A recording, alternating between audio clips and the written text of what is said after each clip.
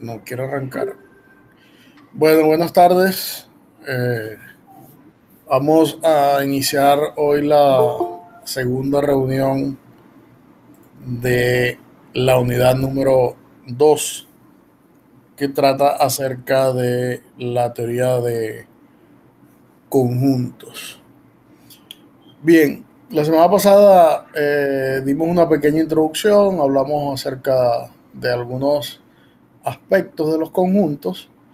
Entonces me gustaría que alguien pudiera hacer un resumen de lo que, o si quieren varios, pueden hacer un resumen de qué cosas dijimos la semana pasada, cuáles fueron las definiciones que tocamos, qué es los grandes cambios que han visto de lo que ustedes conocían desde la teoría de conjunto a lo que actualmente conocen, o que han visto, cuál es la diferencia que, que más ustedes consideran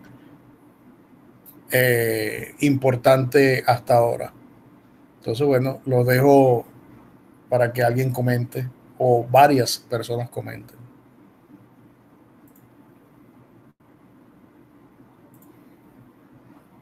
Sí, buenas tardes. Buenas tardes, Wandy. Bueno, dentro de lo que se habló fue una duda que a mí se me aclaró también, que era sobre lo del conjunto, que yo tenía una idea de lo que pensaba que era, y según lo que pude aprender en la clase anterior, los conjuntos no tienen una definición precisa, sino que entran de las partes de la matemática que se pueden decir como no definidas.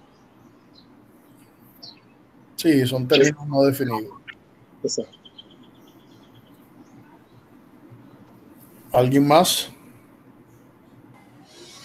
Sí, también se hablaba acerca de lo que era el conjunto vacío, que básicamente si nos ponemos a hablar del conjunto vacío a grosso modo podríamos entender que no sirve, o sea, que no es como si fuera el cero, pero que básicamente el conjunto vacío representa una gran cosa en lo que es la teoría de conjuntos.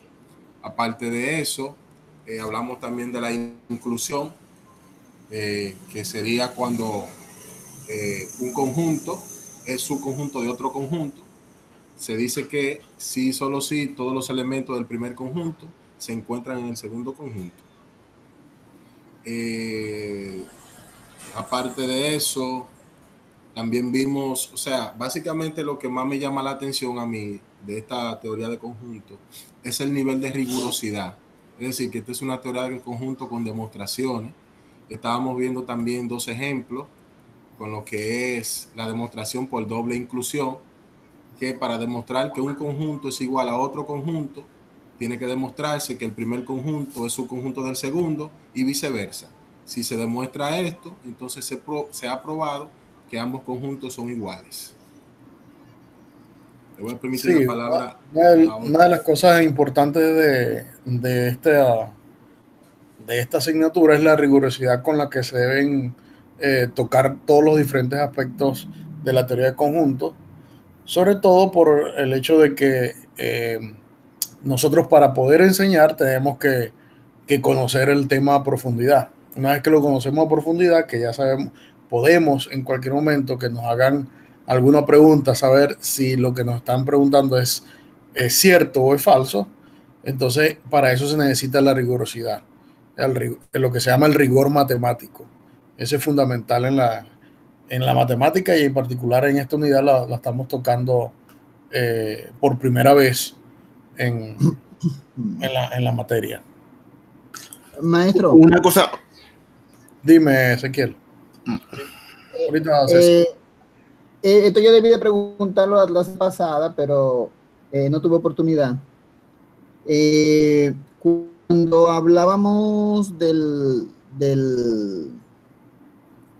álgebra booleana, en lo que tenía que ver con las operaciones de conjunto, yo recordé preguntar si en esta materia nosotros íbamos a abordar algo de lógica combinatoria, incluyendo también a Carnot, o no estaba concebido dentro de este programa.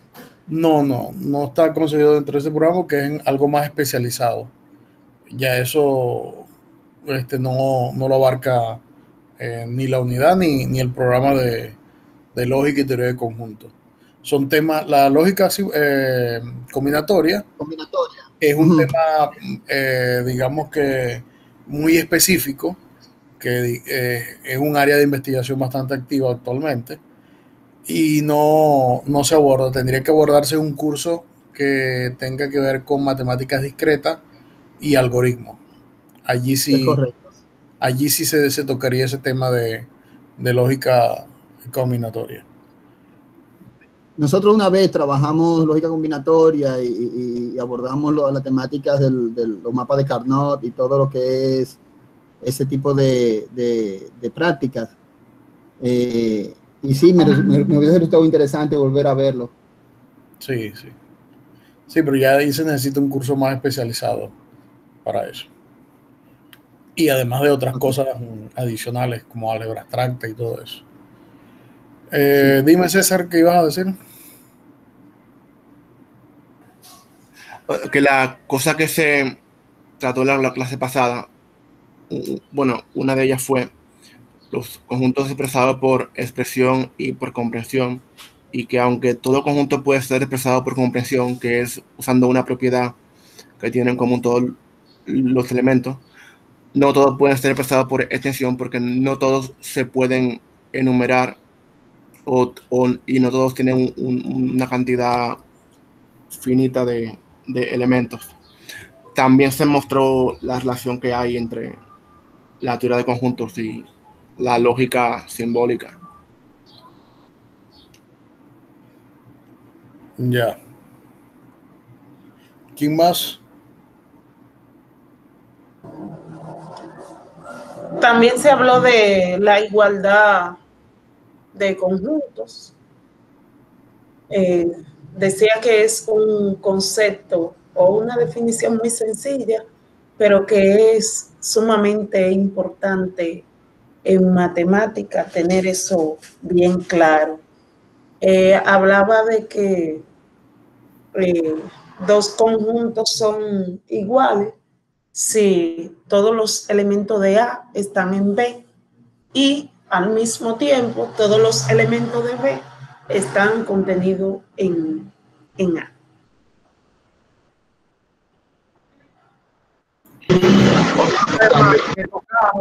Otro tema que se tocó fue lo del conjunto vacío.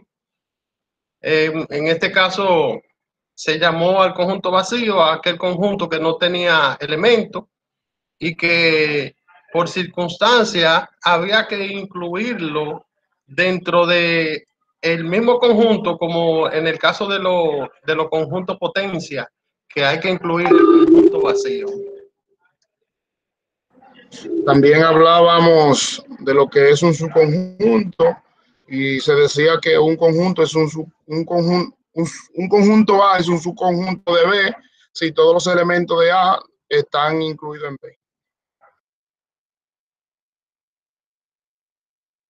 Sí, bueno, con respecto a lo del conjunto vacío, no es que por circunstancia lo agregamos, ¿no? Sino que digamos que el conjunto vacío, cuando nosotros tenemos un conjunto con unos ciertos elementos, una de las primeras cosas o la manera intuitiva que nosotros tenemos, o lo primero que nosotros tratamos de hacer es tratar de conocer a los elementos de ese conjunto, ¿correcto? Es decir, quiénes son, cómo son, qué propiedad satisfacen. Pero cuando nosotros ahora nuestro conjunto no es de elementos, sino de conjuntos también. Es decir, ahora tenemos un conjunto cuyos elementos son conjuntos. El conjunto vacío es un conjunto que pertenece a todos ellos y además es importante contarlo. Cuando uno habla de la cardinalidad de los conjuntos y todo eso, es importante contar a ese conjunto. Es decir, a pesar de que el vacío representa un conjunto que no tiene elementos, como conjunto, él es un elemento. Es decir, cuando le intentamos cantar la cantidad de elementos del conjunto vacío, es cero porque dice que no contiene elementos. Pero él, en el conjunto de todos los conjuntos, él cuenta como un conjunto. Entonces, no es que es un nulo total, sino que él es un elemento de un conjunto. ¿De cuál conjunto? Del conjunto que contiene a todos los conjuntos. Entonces, por eso es que es importante estudiar el conjunto vacío, aunque pareciera inútil, ¿no? Pero no lo es. Un ejemplo de eso sería el conjunto potencia de un conjunto. Exacto. Que tendría que contarse entonces el conjunto vacío como un conjunto. Claro, porque el conjunto potencia se define como el conjunto de todos los elementos que a la vez son conjuntos y que satisfacen la propiedad que son subconjuntos del conjunto que yo le esté calculando la potencia. Entonces, cuando yo trabajo con eso, el vacío, el vacío siempre es un conjunto que pertenece a cualquier conjunto que yo tenga desde en cualquier conjunto universal. Entonces yo tendría que contar el vacío como un elemento de ese nuevo conjunto potencia. Es por eso que se cuenta el conjunto allí. ¿Alguien más? Bueno, profesor, la notación del conjunto potencia o partes, ¿verdad? Se puede llamar parte. También se consigue en la literatura, lo llaman conjunto potencia, superconjunto a veces y partes de X o partes del conjunto. O partes del conjunto. Sí. Exacto. La nueva, por ejemplo, yo lo había visto solamente como un 2 elevado a la letra del conjunto, por ejemplo. No, pero eso es cuando intentas calcular la cardinalidad del conjunto. Ok. Yo lo había visto de esa manera. O sea, porque fíjense, uno piensa el conjunto potencia, lo voy a hacer un dibujito para que lo tengamos presente. Uno, en general, supongan que uno tiene aquí un conjunto que llamamos U, que es el conjunto universal. El conjunto potencia de un conjunto universal U cualquiera, lo que hace, o sea, la potencia de X, si llamamos a este conjunto, o sea, a todo el recuadro blanco es U, y a este conjunto que está encerrado en azul lo llamo X. Entonces, la potencia de X dice que son todos los posibles subconjuntos de X. Es decir, yo tengo por aquí uno, por aquí tengo otro, por aquí tengo otro, por aquí tengo otro. Es decir, que la potencia de un conjunto lo que hace es exactamente estas cosas.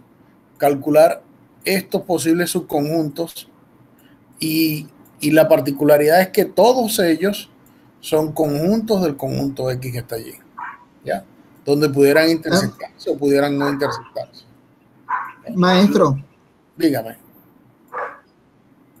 ¿Y entonces qué tiene que ver la permutación con el conjunto potencia? La permutación con el conjunto potencia no tiene nada que ver. Ahorita de teoría de conjunto no. ¿Puedo hacer un comentario en eso? Sí, dime. Sí. Yo creo que es lo que Ezequiel se refiere, como que, por ejemplo, cuando uno busca el conjunto potencia, son como las combinaciones de, o sea, los pares ordenados, ¿verdad? Que se forman tomando de uno en uno, los elementos de dos conjuntos. Entonces, es como, o sea, de cierta forma se parece como a una permutación, aunque no se llame así, porque, por ejemplo, si un conjunto tiene 6 y otro tiene 4, sería el conjunto no será 6 por 4. O sea, no tendría, perdón. Por ejemplo, el conjunto vacío, el conjunto vacío, si yo me doy X al conjunto vacío, ¿cuál es la potencia del vacío? Bueno, la potencia del vacío es todos los subconjuntos del vacío. ¿Y cuáles son todos los subconjuntos del vacío? Es solamente el conjunto. Perdón, que lo confundí con el conjunto ahí, con el producto de conjunto. Ya no. Es el mismo. Pero, o sea, pero Pero espérense para continuar. Bueno. Si el conjunto tiene un solo elemento, ¿quién va a ser la potencia de ese conjunto de un solo elemento? Bueno, van a ser todos los posibles subconjuntos de un conjunto de un solo elemento. ¿Cuáles son los posibles subconjuntos de un conjunto que tiene un solo elemento? Son el elemento y el conjunto vacío. El que no tiene elementos y el conjunto que tiene un elemento. Ya. Cuando el conjunto tiene dos elementos, ¿quién es el conjunto potencia de ese conjunto? Que tiene dos elementos. Vacío. Vacío. El conjunto. Los elementos por separado. Sería. El conjunto B y el conjunto vacío. Déjenme hablar. ¿Quién es el conjunto que tiene todos los posibles subconjuntos de un conjunto que tiene dos elementos? Los que tienen 0 elementos, los que tienen un elemento y los que tienen 2 elementos. No pueden tener 3 elementos porque el conjunto que yo tenía inicialmente solamente tiene 2 elementos. Entonces sería el que no tiene elementos, vacío. El que tiene un elemento sería A o podría ser B. Y el que tiene 2 elementos, que en este caso sería A y B. ¿Ya? Y esa sería la potencia. Si ustedes se fijan, aquí ¿cuántos elementos hay? 1. Aquí ¿cuántos hay? 2. Aquí ¿cuántos hay? 4. Y si agarra uno de 3, no va a haber 6, va a haber 8. Sí. En realidad, el conjunto potencia, un momentico, de un conjunto X que tenga n elementos, ¿tiene cuántos elementos? 2 elevado a la n elementos. 2 a la n, correcto. Eso es lo que genera el conjunto potencia. Y por eso se le llama potencia. ¿Por qué se le llama potencia? Porque es precisamente la cantidad de elementos que tiene es 2 elevado a la cantidad de elementos. De ahí es donde sale la cardinalidad de los conjuntos y salen una serie de cosas súper interesantes y bastante importantes en matemáticas. Dime. Profe, un aclarando a César, y yo me refería a lo de la permutación, es por la definición de permutación como tal, que recuerdo que hablaba de que una permutación de un conjunto X viene a ser una función biyectiva de dicho conjunto en sí mismo. En sí mismo. Entonces, por eso fue que me enredé en permutación. Sí, no, pero no. Como permutación no tiene relación directa, ¿ya?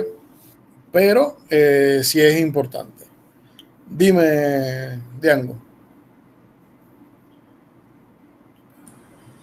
Profe, en la unidad 1 vimos cómo hacer demostraciones con inferencias.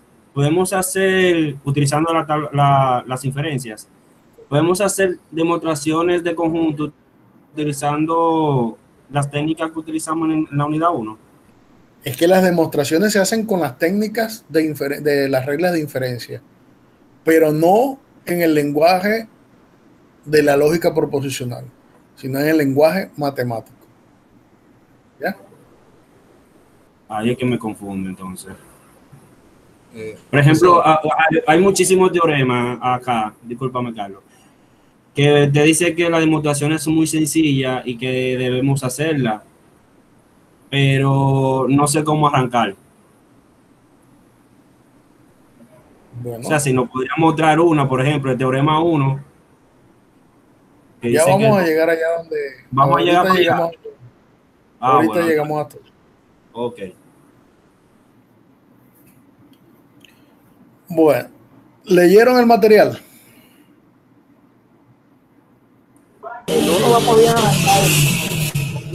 El material 1, profesor, yo lo estoy leyendo porque básicamente estoy trabajando con la demostración, o sea, estoy intentando hacer toda esa demostración y básicamente lo que decía Diango, por ejemplo, yo creo que pudiéramos hacer lo siguiente.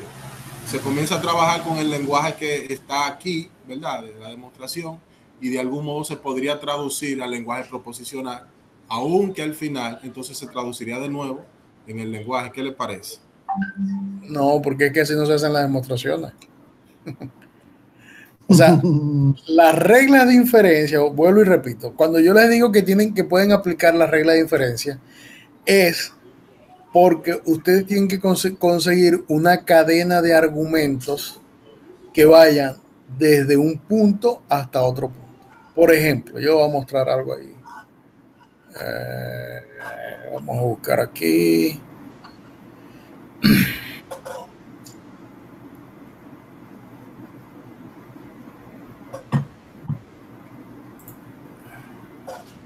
Lo que pasa es que ustedes toman las cosas muy literales y tienen que pensar menos literales.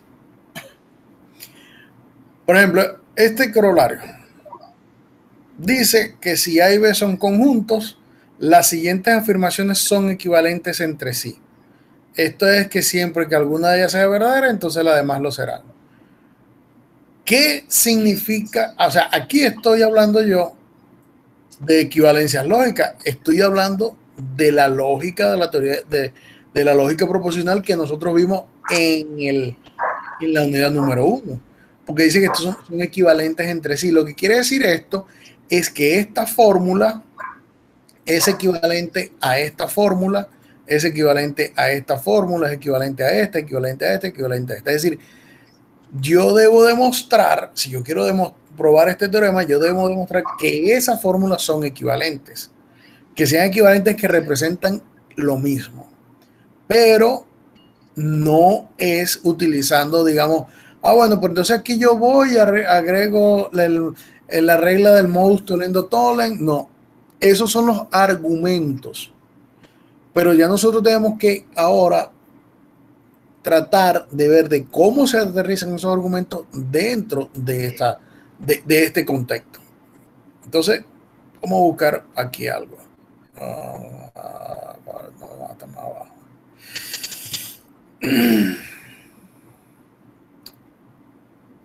Por ejemplo, aquí,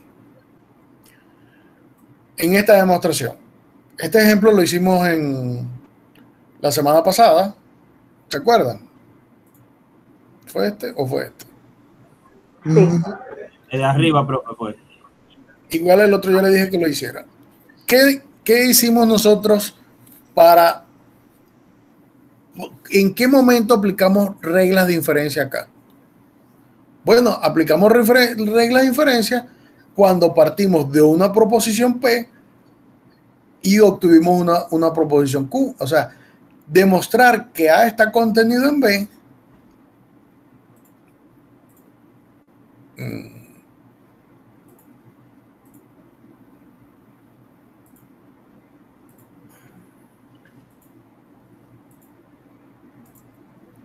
Si yo quiero demostrar que A está contenido en B, quiere decir que yo estoy partiendo de una proposición P y quiero obtener Q. Pero de repente esta proposición P no es una proposición atómica, sino que es una proposición molecular, que ella está compuesta de otras proposiciones, llamemos P1, P2, P3. Entonces yo tengo que ver cómo uno todos los argumentos que me llevan este tipo de proposiciones en Q. ¿Ya? Y eso lo que quiero demostrar es que A está contenido en B.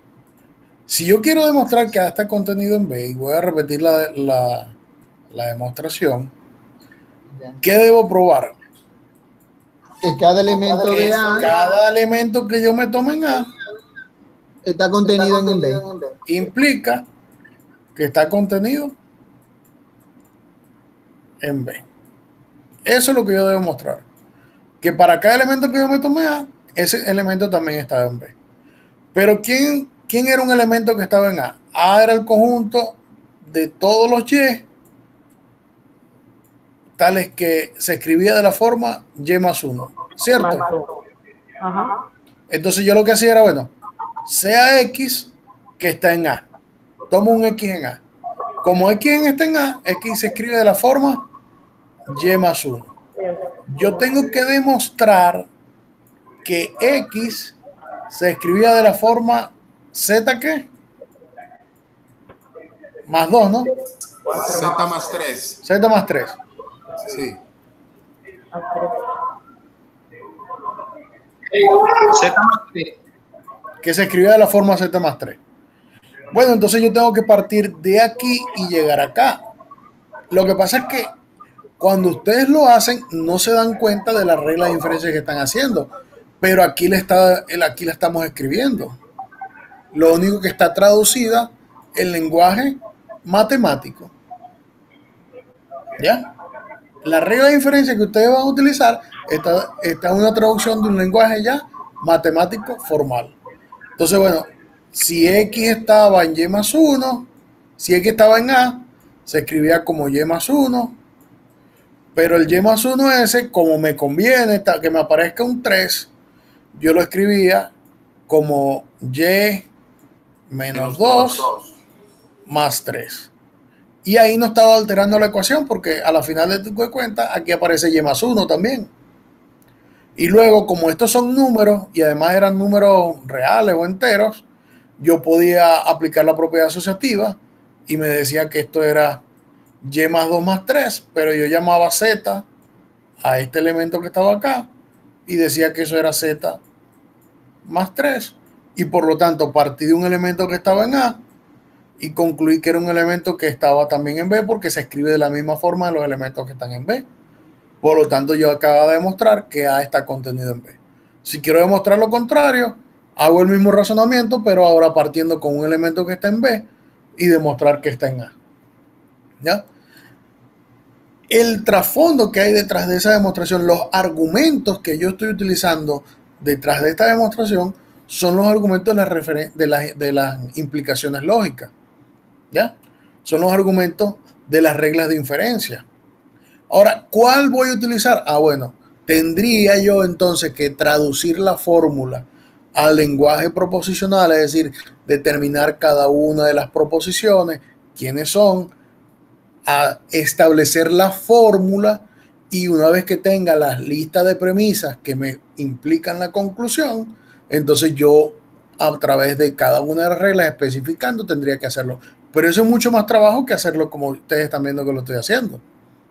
Pero detrás de este fondo están los argumentos. Es decir, lo que sí no es cierto es que yo no puedo dar un paso si no está justificado, que eso es lo que se llama el rigor matemático. Es decir, yo no hubiese podido decir, por ejemplo, bueno, como A está contenido, como que yo quiero probar esto, entonces tomo X que está en A. Bueno, como ese X está en A, entonces ese X está en B. Y por lo tanto, A está contenido en B. Porque ahí no estoy mostrando nada. O sea, ahí me estoy saltando todos los argumentos que me llevan a demostrar lo que me están pidiendo. ¿Ya? Pero son cosas que no se aprenden, digamos que viendo, se aprenden haciendo. O sea, hay que sentarse y mojarse las manos. Como dirían los cocineros, hay que sentarse, hay que ensuciarse las manos para poder saber cocinar. O sea, si no nos ensuciamos las manos, no vamos a aprender a cocinar. Quemarse con aceite. ¿Cómo? Me parece que en este caso aplica más quemarse con el aceite. Bueno, también. También igual. Entonces, vamos a ir poco a poco, ¿sabes? Yo sé que de repente tienen ansiedad porque no les han podido hacer los ejercicios, pero las cosas se hacen caminando paso a paso. Entonces, vamos a retomar el material. La vez pasada quedamos exactamente en las operaciones, ¿no? Sí, yo creo, me parece que sí. Sí, en la operación, en este punto quedamos. En este punto fue que quedamos. Ok. De todas maneras, vamos a ver, es verdad. Profe, hay un símbolo que usted utiliza que no lo comprendo, me confunde. ¿Cuál símbolo? Es el símbolo matemático menor o igual que. No, Tiago, su conjunto igual. ¿Dónde Sí, está? pero usted lo utiliza en la demostración y no sé si es que usted dice que ese es su conjunto de A. Por ejemplo, aquí. Sí, en la demostración que usted dio ahora mismo, en el ejemplo de en la página 9, por ejemplo, está. Si puede proyectar.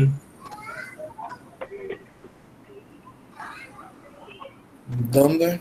Míralo ahí, donde dice entonces A es un subconjunto igual a B. Aquí. Ah, exacto. Sí, pues es lo mismo. O sea, estoy hablando de su conjunto. O sea, ahí pudiéramos reemplazarlo por A, su conjunto de B, como está ahí arriba. Simplemente. Sí. Okay. No hay problema de usar uno o el otro. Ajá. Lo que pasa es que a la final ese usted símbolo. a la final Profe. usted va a demostrar una igualdad y decir que A está contenido o es igual. O sea, aquí lo que estoy haciendo es referencia a dos cosas. Estoy haciendo referencia a que A está contenido en B o A es igual a B. Es decir, estoy ya dejando por entendido que pueden ocurrir las dos cosas. Es decir, eso es una conjunción inclusiva. O sea, profe, una cosita, arriba dice como condición que para yo expresar que A y B son iguales, tengo obligatoriamente, sí, solo sí, A es subconjunto de B y B es subconjunto de A.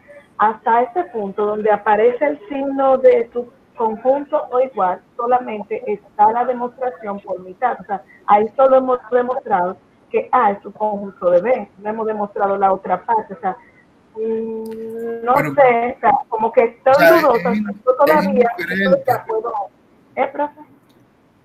Es indiferente lo que les estoy diciendo. No importa. O sea, yo puedo tomar esto y puedo escribir esto que está acá porque al final, o sea, si quieren se los quito ya y se evitan el problema. Eso es una notación. Eso es una notación. Pero escuchen, eso es una notación sencillamente. Ok. ¿Ya? Sí. Profe. Diga. Aclararle a los compañeros que esa anotación lo que dice es que el conjunto está contenido y que puede ser igual, que eso puede ocurrir o una u otra cosa. Eso está bastante claro. Eso es lo que estoy diciendo. Que puede ser el símbolo lo que dice que A es subconjunto de B o A es igual a B. Si no es igual a B, ya se satisface que A está contenido en B y entonces el símbolo no está afectando en nada. Ok, eso es una simple denotación. Es una notación. Por lo que nos inquietaba era que a ese punto todavía no se ha demostrado la otra parte y se usa que puede ser igual, pero escucha. Yo creo que lo entendí, pero escucha para que voy de nuevo. Aquí es donde uno dice no aprendieron lógica, todavía le falta. No. Falta mucho. Cuando nosotros teníamos P y le agregábamos Q, ¿cómo se llamaba esta regla de inferencia? Conjunción. No, adición. Adición. Y si P era verdadera, P o Q también era verdadera. Ajá. Entonces, si A está contenido en B o A es igual a B o A su conjunto. ¿Ya?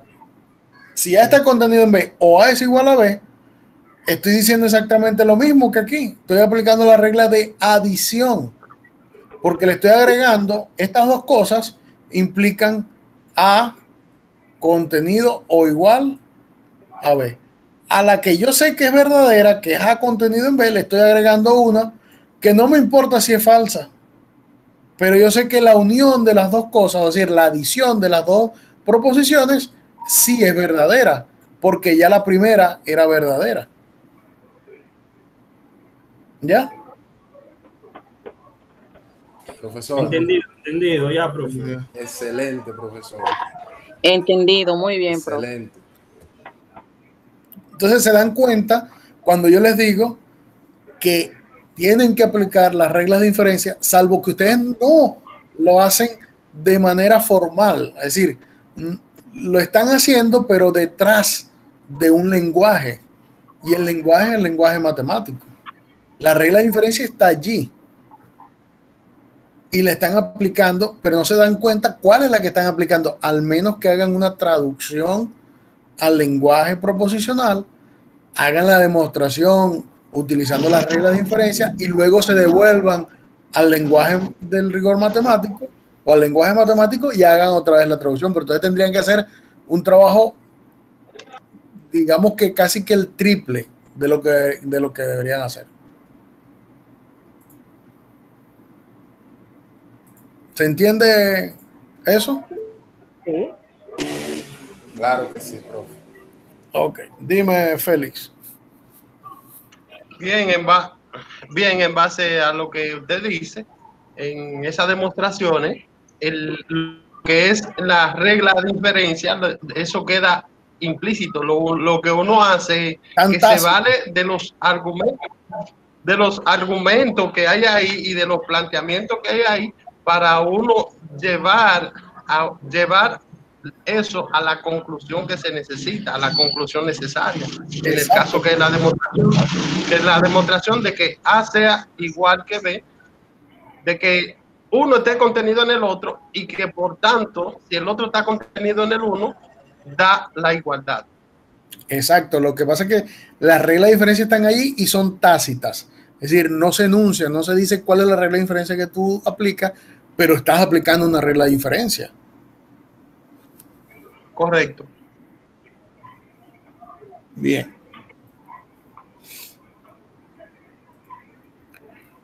Ok. Bien, vamos a continuar entonces. ¿A dónde fue que dijimos? En las operaciones matemáticas que quedamos.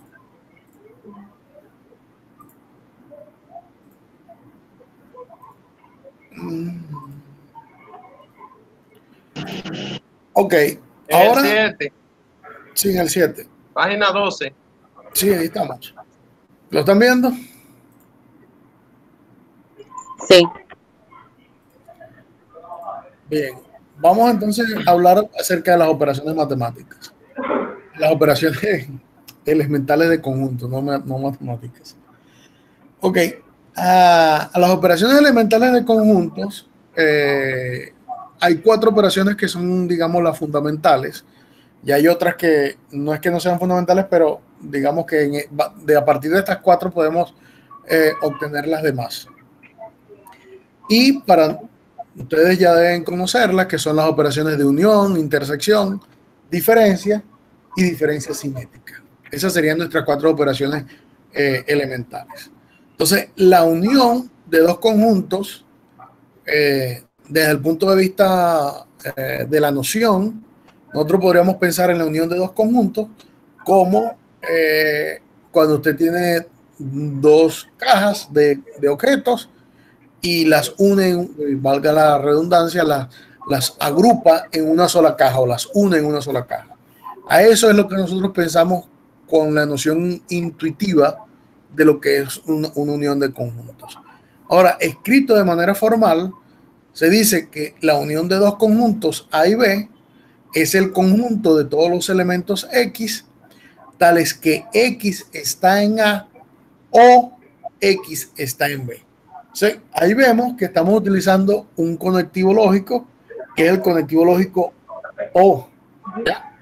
Que es ¿de qué tipo es ese conectivo?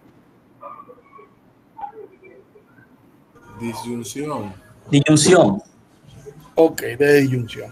Es decir, que estamos diciendo que puede ser que ocurran las dos cosas a la vez o puede ser que ocurra una de las dos cosas.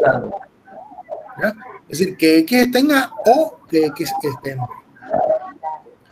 Y se define la intersección como ahora la conjunción. Es decir, ¿quién va a ser la intersección? Va a ser el conjunto de todos los elementos donde X está en A y X está en B. ¿Ya? Eso lo que me está diciendo es que si un elemento pertenece a la intersección, ese elemento tiene que pertenecer a los dos conjuntos a la vez. No puede ser que esté en uno y no esté en el otro. Se tienen que cumplir las dos relaciones. Es decir, aquí tengo una conjunción. Entonces, ¿se entiende lo que es la unión de la intersección? Además, la noción intuitiva de intersección es hablar de cosas comunes. Es decir, si yo tengo dos conjuntos, entonces cuando yo trato de ver la intersección, entonces yo empiezo a identificar quiénes son los elementos que son comunes a ambos conjuntos.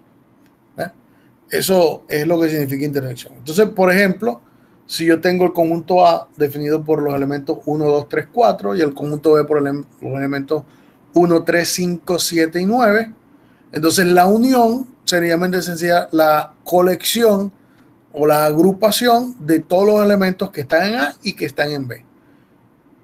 Entonces, la manera de hacerlo, empieza uno a tomar inspección, me dice, bueno, el 1 está en A, lo agrego todos los que están en A hasta el 4. Cuando empiezo en B, digo, bueno, el 1 ya está aquí en el conjunto, no lo agrego, y ya está. El 3 también, pero el 5 no está, entonces empiezo a agregar el 5, el 7 y el 9. Entonces, la unión sencillamente es eso que está allí. Además, ustedes lo conocen ya de hace tiempo. La intersección, entonces, son los elementos que son comunes a ambos ahora. Entonces, ahora yo tengo que tomar y empezar a inspeccionar qué elementos son comunes y qué elementos no son comunes. Por ejemplo, el 2 es un elemento que está en A, pero no está en B. Y el 4 es un elemento que está en A y no está en B. Pero los únicos que son comunes entre ambos conjuntos son el 1 y el 3. Eso para tener una idea intuitiva de lo que es la unión y la intersección. Pero no necesariamente en todo momento nosotros vamos a poder calcular la unión y la intersección de conjuntos. Pero lo que sí vamos a poder es saber sus propiedades, que es lo que vamos a ver ahora. Una de las cosas, dentro de las definiciones de uniones e intersecciones, es hablar de conjuntos disjuntos. Se dice que dos conjuntos son disjuntos o disyuntos si la intersección es vacía, es decir, que no tienen elementos en común. Entonces, en ese caso decimos que los dos conjuntos son disjuntos.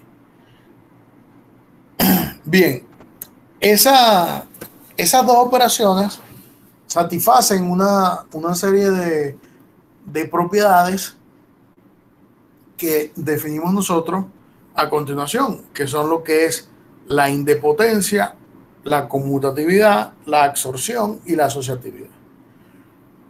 Si nosotros olvidamos un momento por ahora lo que es la teoría de conjunto y pensamos en un conjunto más real y sus propiedades, por ejemplo, el conjunto de los números reales con la operación de la suma, entonces uno podría pensar en la unión como una suma.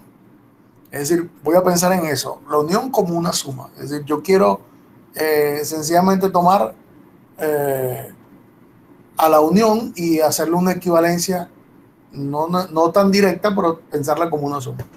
Entonces, cuando uno hace eso, uno se recuerda de los números reales que satisfacían una serie de propiedades, que si eran conmutativos, que si tenía un elemento neutro, que si tenía un elemento inverso, que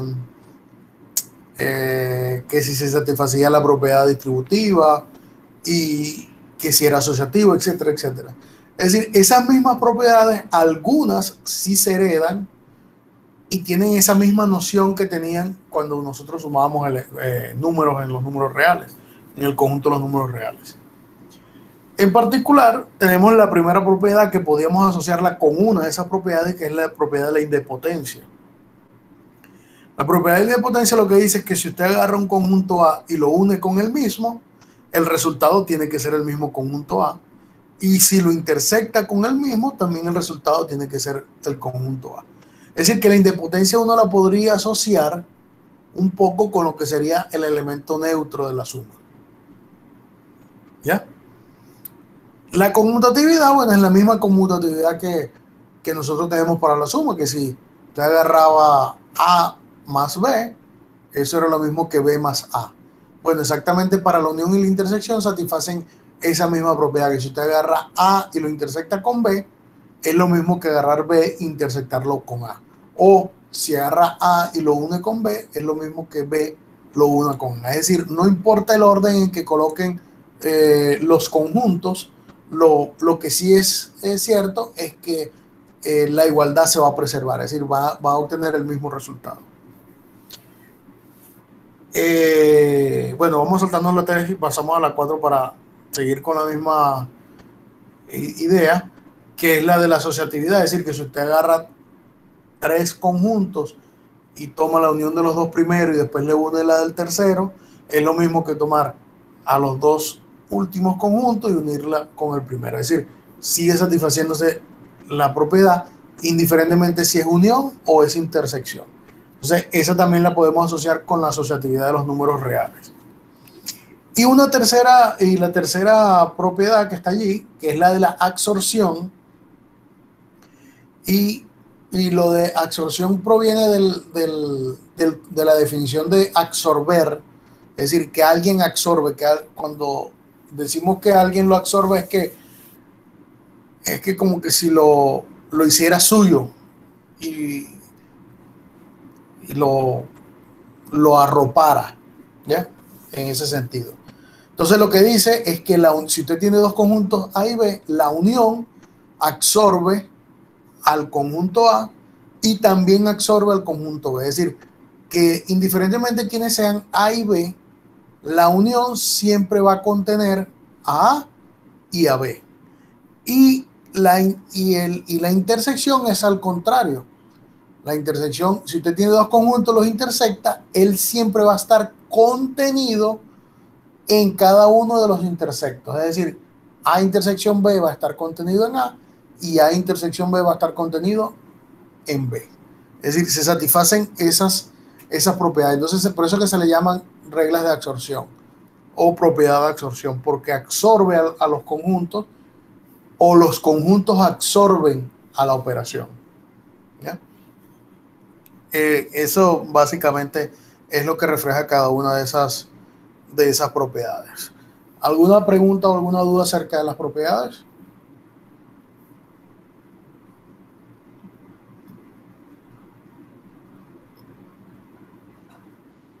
Todo claro. Claro. Estamos claros. Bien. Bien, entonces vamos a entonces agregar la propiedad que faltaba, que era la propiedad de la ley distributiva. O sea, para nosotros en las operaciones de suma, siempre nos decía que se satisfacía la propiedad distributiva, bien sea a la derecha o a la izquierda. Es decir, que si usted agarraba una suma y lo multiplicaba por un número, eso sencillamente se aplicaba a la propiedad distributiva, que agarraba el número, multiplicaba por cada uno de los elementos del sumando y el resultado era exactamente el mismo. Pues para la unión y las intersecciones también se satisface, es una propiedad parecida a la propiedad distributiva, ¿ya? Y es con respecto a la unión y la intersección. Si usted tiene la unión y luego le aplica una intersección, eso es lo mismo que aplique las intersecciones y luego los una. Y si tiene lo contrario, si tiene una intersección y luego una unión, eso es lo mismo que usted agarre y una los conjuntos que están exteriores y luego los intersecte. Y entonces esos que están allí serían las dos propiedades de distribución que solamente aplican a las operaciones de unión e intersección de conjuntos. Y un último teorema que más que mostrar el teorema de absorción, lo que muestra es las distintas formas que podemos escribir a un conjunto en función de uniones e intersecciones. O sea, el teorema 4, más que hablar de la absorción, lo que me está diciendo es que cada vez que yo tenga dos conjuntos A y B, yo siempre voy a poder escribir uno de los conjuntos o el otro, indiferentemente. Yo aquí puse A, pero también se satisface para B, que siempre A se va a poder escribir como A unión la intersección, o también se va a poder escribir como A intersección la unión de A con B. Y eso, vamos a ver, para mostrar bueno, no quiero adelantar. ¿Se entiende lo que dice este teorema, estas dos propiedades? Además de que se satisface la ley de absorción, se entiende qué es lo que quiero decir yo, como que las distintas formas que yo puedo escribir un conjunto en función de la unión y la intersección. Profe, repita esa, por favor, de absorción, el teorema 4, que no entendí algo. ¿Qué no entendiste? O sea, no escuché bien cuando usted explicaba el teorema 4. Lo que yo dije es que más que el teorema de absorción, de dar una ley de absorción, lo que estoy dando es una forma de escribir a un conjunto en función de la unión y la intersección de dos conjuntos adicionales. ¿Ya? Eso es lo que dice el teorema. Que cada vez que yo tenga dos conjuntos A y B, siempre voy a poder escribir cualquiera de los dos conjuntos en función de A y B con las operaciones uniones e intersecciones.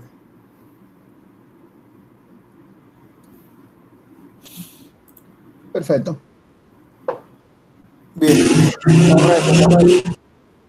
Dos operaciones, las otras dos operaciones que falta por hablar son las operaciones de diferencia y diferencia simétrica.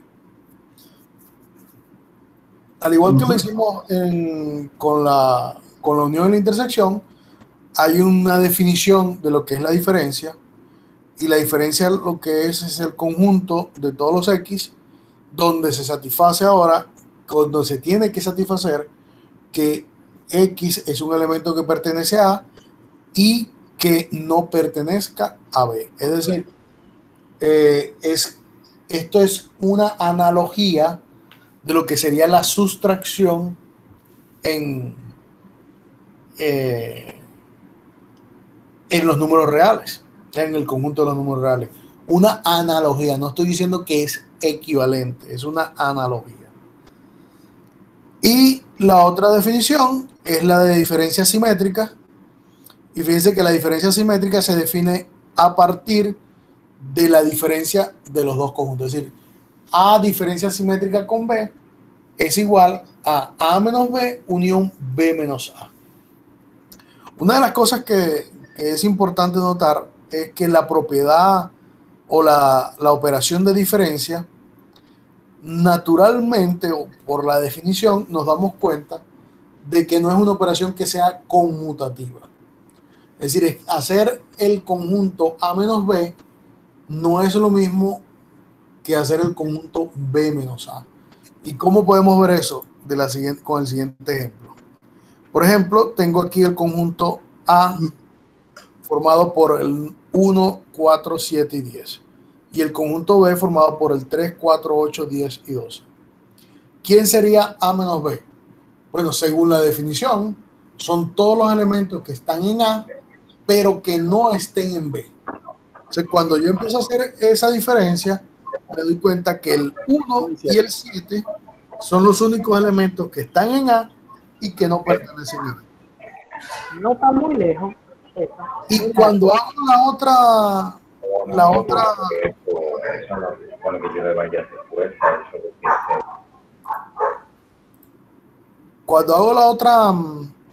diferencia, es decir, B menos A, tendría que tomar los elementos que están en B y que no están en A. Entonces ahí automáticamente me doy cuenta que los únicos elementos que están en B y que no pertenecen a A son el 3, el 8 y el 12, ya que el 4 y el 10 pertenecen a A, entonces tengo que eliminarlos. Y me puedo dar cuenta que no es simétrica, es decir, no es conmutativa. Que hacer A menos B es completamente distinto a hacer B menos A. Por eso, a la siguiente operación se le llama diferencia simétrica, porque estoy haciendo lo simétrico de los conjuntos, de las diferencias.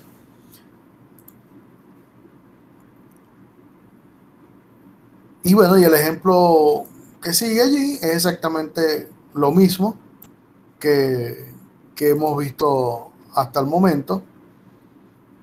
Es decir, sencillamente agarrar A menos B, luego hacer B menos A y unir los dos conjuntos. Y la diferencia simétrica sería eso exactamente. Bien, hasta aquí se han entendido lo que son las operaciones de la teoría de conjuntos. Sí, maestro. Una pregunta, maestro. Dime. Igual podemos definir la diferencia y la diferencia simétrica en función de la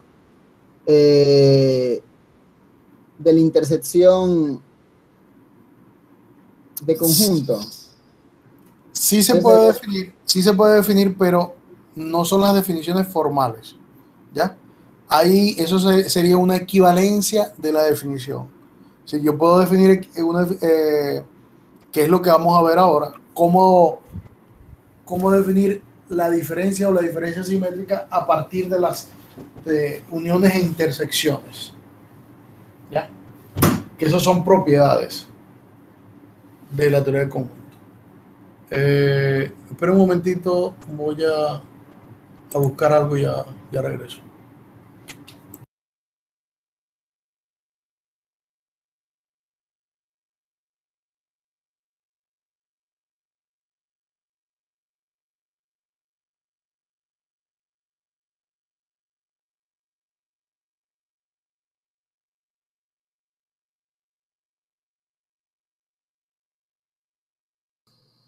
Diony.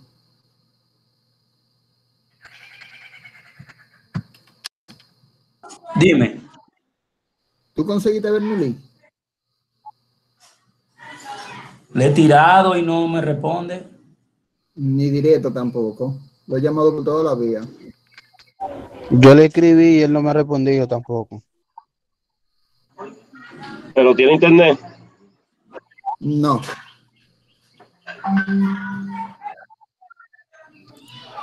Cuando viene a ver no tiene luz.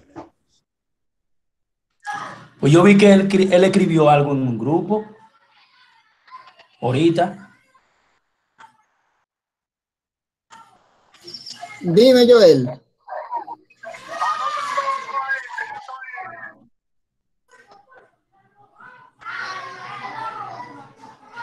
Ya respondió.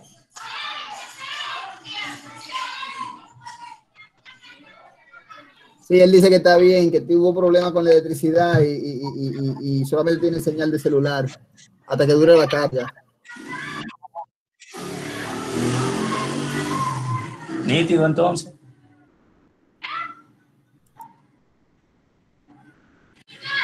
Hay que decirle al maestro Abdul que lo dispense. Sí. Él está muy compungido por no estar aquí.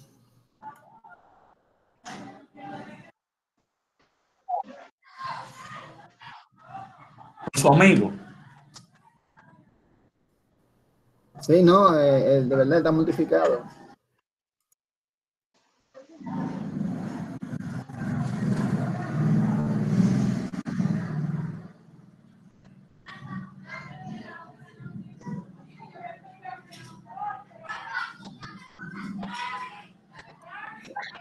Hola, ¿estamos frisados o qué fue lo que pasó? El maestro salió a buscar algo. A mí me llama la atención algunas simbologías, porque algunos textos usan una cosa y otros usan otra. Pero la mayoría de las veces se ve como unas rayitas de menos. Bueno, usan varios textos ese mismo símbolo también. Ya volví. Dime, Evelina, ¿qué te causa curiosidad?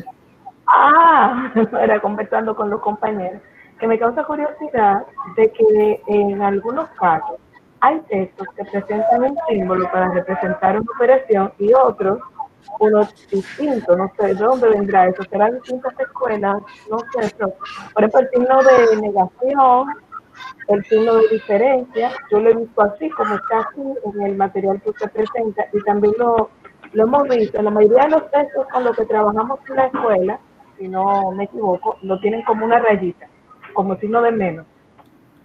Que ¿de dónde vendrá este asunto? Bueno, lo que pasa es que ese es un tema complicado y que no quiero, no me gustaría tocarlo así porque puede haber susceptibilidades, ¿no?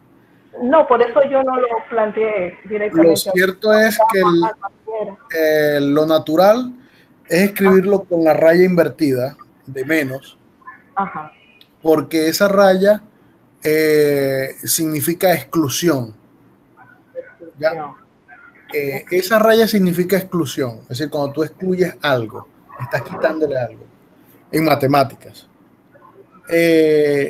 Lo que pasa es que y bueno, y me va a disculpar si alguien se siente mal por lo que voy a decir, pero en muchos textos de bachillerato se escriben con la intención de que el estudiante trate de establecer analogías, ¿verdad? Pero cuando se hace así, de esa forma, lo que terminan haciendo es que el estudiante se confunda y piense que eso es un menos, es la operación menos, y que puede restar conjuntos. Y eso no es el sentido de la operación diferencia. Aunque se llame parecida a lo que es sustracción o cuando uno dice restar, pero no es esa la operación porque no están trabajando con números, sino con objetos. Entonces hay que tener en cuenta y cuidado con eso. Porque en los libros de lógica lo veo así, pero en lo que son libros de texto de las escuelas que tienen un poquito de cada cosa, lo veo como un medio. Sí, sí. O como signo horizontal. Exacto. Bueno, continuemos entonces. César, ¿vas a decir algo? No, eso mismo que yo creo que confunde. Incluso el poner ese menos sería como poner a la unión un símbolo de más. Es decir, eso confundiría muchísimo. Incluso ahora que estoy viéndolo así, porque nunca lo había visto así, cuando se lo dé, o sea, se lo llevo a dar algún día a los alumnos de secundaria, aunque el tema ya lo quitaron de secundaria, yo lo daría con este símbolo. Sí, porque muchos ya no está. En tercero está. En tercero está todavía. Yo tengo tiempo. Hay muchos textos a veces que son escritos por pedagogos, más no matemáticos, y entonces tratan de llevarlo más al campo de cómo el estudiante lo pueda captar mejor. Pero lo que no saben es que están cometiendo un error grave porque el estudiante termina confundiéndose y pensando de que la diferencia en realidad es una resta. Y ojo, eso es cierto cuando están restando números, pero cuando restas objetos que no son números, que pueden ser objetos abstractos, por ejemplo, ¿qué sentido tiene hablar de ese signo menos cuando los conjuntos están formados por rectas, por ejemplo? ¿Cómo restas dos rectas? O sea, no tiene sentido, en el contexto no tiene sentido, pero digamos que cae en el error de pensar eso como un menos, ¿ya? Pero no es un menos. Muchas gracias, profe. Me sirve mucho la aclaración. Estoy corrigiendo eso con la práctica. Está bien, eso es bueno.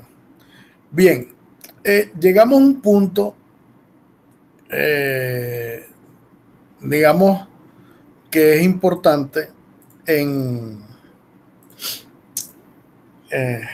porque la demostración de este ejemplo la voy a hacer yo, y esta demostración les va a dar pie para hacer todos los teoremas y todas las proposiciones y los corolarios que están antes de esto que está acá. Por eso yo le decía que vamos a ir las cosas con calma para que vayan comprendiendo. Entonces, este ejemplo es un ejemplo sencillo donde lo que trato de establecer es una igualdad. Digo, si U es el conjunto universal y A y B son dos subconjuntos cualquiera, en U quiero probar que A menos B es lo mismo que escribir A menos A intersección B. Si uno lo ve así de entrada, uno diría, bueno, pero es que, ¿cómo eso va a ser igual? Bueno, la respuesta es que son iguales. ¿Ya? Entonces, vamos a irnos a nuestra pizarrita manual, que espero que ya la semana que viene pueda resolver eso. Eso no.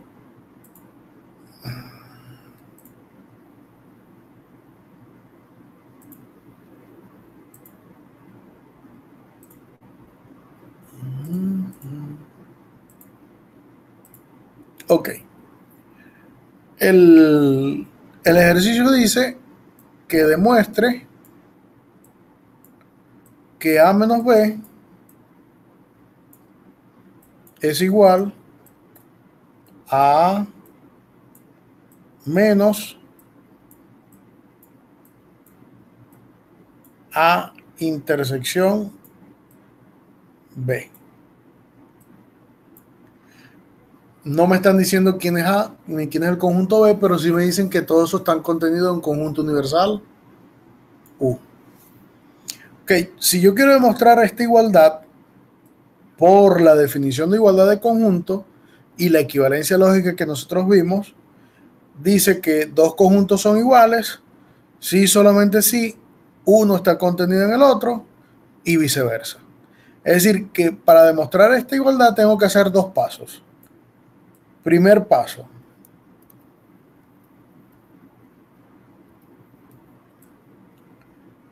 Primer paso.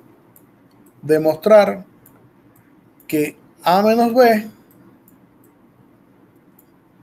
está contenido en A menos A intersección B. Y segundo paso, que A menos A intersección B está contenido en A menos B. Así que mi demostración tiene que constar de esos dos pasos. Y como por equivalencia lógica, si yo logro demostrar estas dos cosas, estoy demostrando que los dos conjuntos son iguales. Ok, para demostrar entonces la primera, tengo que mostrar que A menos B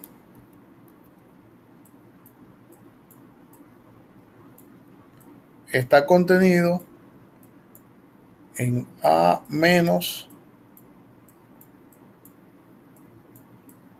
A intersección B. Ok, entonces, ¿cómo arranco? Bueno, arranco de la siguiente forma. Tomo un elemento X que pertenece a A menos B. ¿Quiénes son los elementos por definición de diferencia de conjunto? ¿Cuál es la definición de diferencia de conjunto de A menos B? Ok, que pertenecen a A, pero no pertenecen a B. Entonces, O sea, X automáticamente es A y X no es elemento de B. Que si X está en la diferencia, entonces automáticamente sale que X pertenece a A y X no pertenece a B.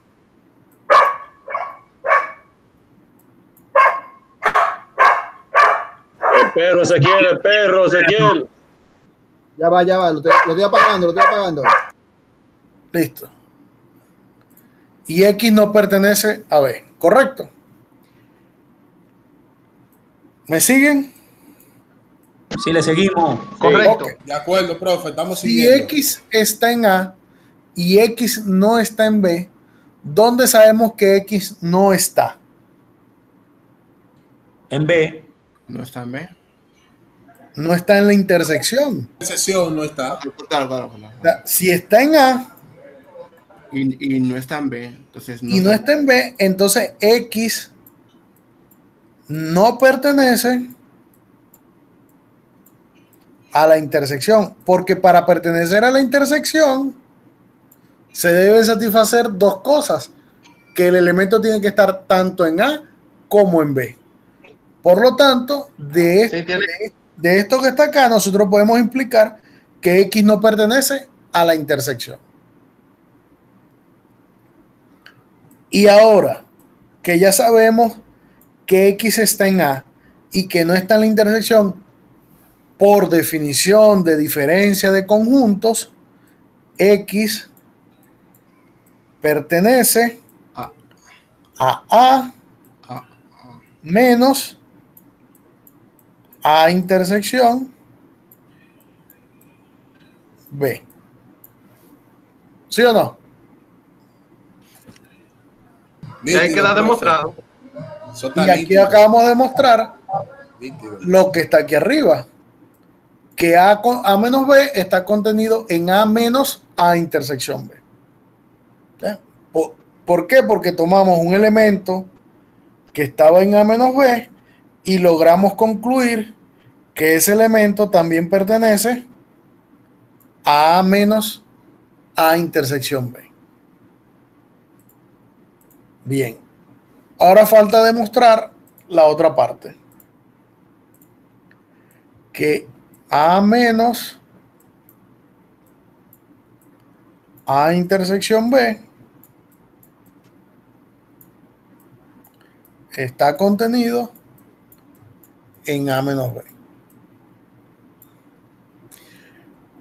Volvemos a empezar. Tomamos un X que pertenece a A menos A intersección B.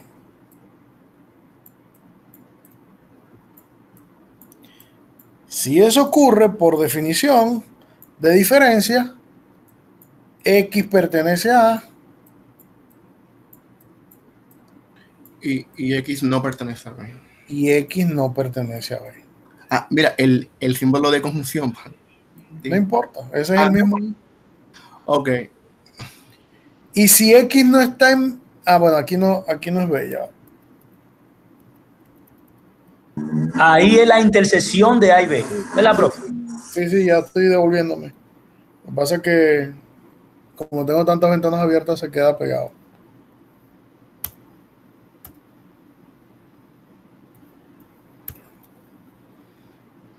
Ok.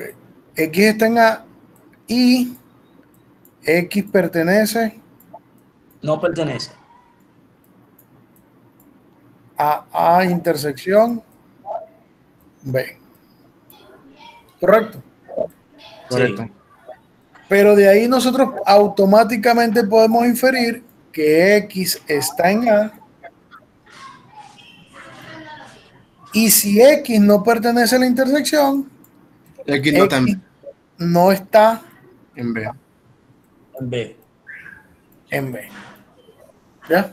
Y ahí ya sale. Y de ahí, aplicando la definición de diferencia de conjunto, X pertenece A menos B.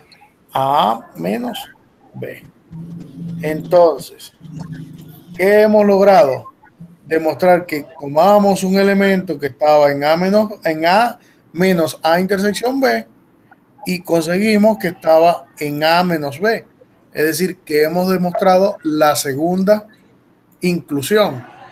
Y como ya demostramos la primera y demostramos la segunda, entonces es cierto que esto que está acá es verdad. Y por lo tanto, hemos demostrado nuestro ejemplo. ¿Entendido? Sí, está. Y Juan la- Déjeme ver la Ahora, pantalla. con Déjeme esa ver demostración, profe. ¿ah? la pantalla de nuevo, déjeme ver. La última pantalla. La última. O sea, la última demostración. Donde estaba 1 y 2. Ah, ¿dónde está La la roja. Esta. Sí. Ok. Siguiente. Ok. Yo la mandé al grupo, la La foto. de rojo, profe. Yo mandé al grupo la foto. De todas maneras, el video está grabado y mañana lo pueden ver. ¿Me escuchan? Yo mandé al grupo. Ok. Ok. Pero yo mandé la foto al grupo también, maestro. Bueno, entonces, lo que quiero resaltar es que con este tipo de técnica es que ustedes van a demostrar todos los teoremas que están arriba, todos los corolarios que están arriba, todas las proposiciones que están arriba, todo eso que está arriba. ¿Ya? Esa es la técnica para hacer demostraciones, siguiendo evidentemente los argumentos lógicos que tengan que seguir. Y cuando digo eso, los argumentos están tácitos en la demostración.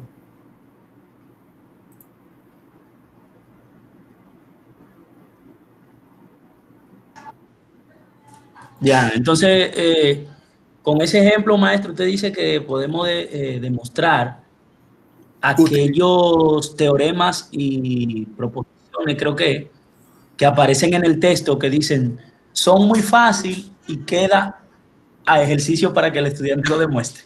Correcto. Eso es correcto. Pero no dejan de ser. Bueno, Dios dime,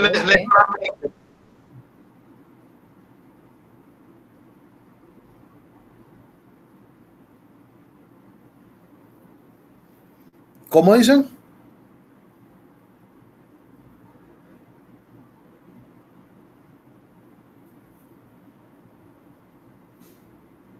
¿Aló? ¿Están allí? ¿Se fueron? Estamos aquí. Estamos aquí. Estamos escuchando, profe. Ah, ok. Ah, bueno, entonces, eso es lo que tienen que hacer ahora para hacer las demostraciones. Y a ese tipo de justificaciones apropiadas y precisas es lo que se conoce en matemática como el rigor matemático. Y es cómo se hacen las demostraciones en matemática. ¿Entendido? Entendido, profe. Ok. Bueno, vamos a dejar entonces la clase de hoy hasta aquí. Y nos vemos el próximo jueves. Pero vayan, ya pueden empezar a trabajar algunos más problemas de la práctica y pueden ir haciendo otras cosas. Excelente, Entonces, profe, excelente clase. Nos vemos. Voy a dejar la grabación. Los que quieran alguna otra pregunta después de la grabación lo hacemos. Hasta luego, feliz noche.